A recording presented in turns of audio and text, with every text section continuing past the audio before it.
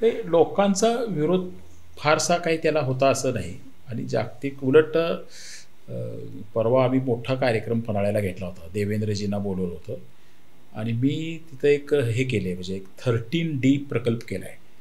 म्हणजे 3D 4D जसं असतं, म्हणजे असे 13 इफेक्ट असणारी पन्हाळ्याचा रणसंग्राम म्हणून एक 21 मिनिटाची फिल्म बनवली, की जे पन्हाळ्यावर आला माणूस की त्याला सगळं पन्हाळ्याचा इतिहास तिथं बघायला मिळेल.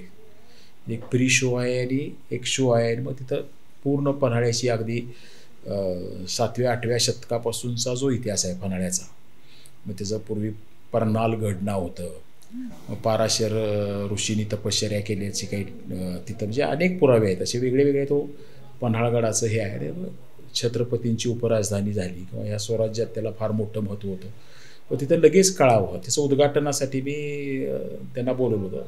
अतिशय सुंदर हा म्हणजे देशातला पहिला प्रयोग आहे की एखादी ऐतिहासिक फिल्म ही अशा इफेक्टमध्ये मांडली जाते. म्हणजे हा जो सिद्धी जोहरचा वेढा होता आणि महाराज विशाळगडपर्यंत गेले आणि बाजू प्रभूंचा त्या पावनखिंडीतली जी लढाई झाली, शिवा काशीदांचं जे बलिदान झालं, तो इतिहास आम्ही मांडला आहे. पण ते इफेक्ट असे आहेत की तुम्ही ॲक्च्युली भिजता, कारण पाऊस चालू असतो.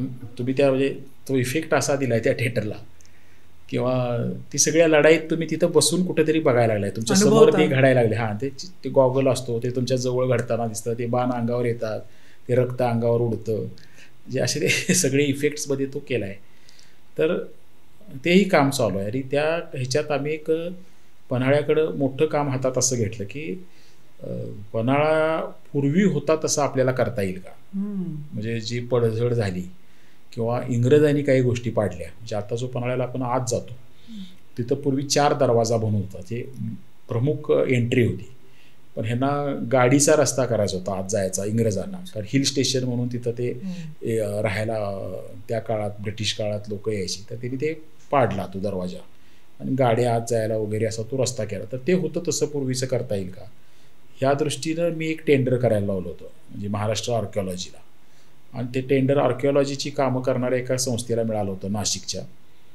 तर ते काय करतात की तुम्ही सगळे पुरावे काढतात किंवा हे मग आम्ही ते सगळे ब्रिटिश म्युझियमचे काही फोटो आणले, काही नकाशे उपलब्ध केले आणि बऱ्याच इमारती जुन्या पन्हाळ्याच्या कशा होत्या त्या परत आपल्याला कशा बांधता येतील, आता ह्याचा सगळा अहवाल आम्ही तयार केला आहे. म्हणजे आपण का आज आहे उद्या नाही, पूर्वी जसा होता तसा परत रिबिल्ड करतोय आपण. आणि आता तो जवळजवळ एक 800-900 कोटीचा. आता रायगड करायला त्यांना मर्यादा आहेत, कारण रायगडवर पुरावे सापडत नाहीत.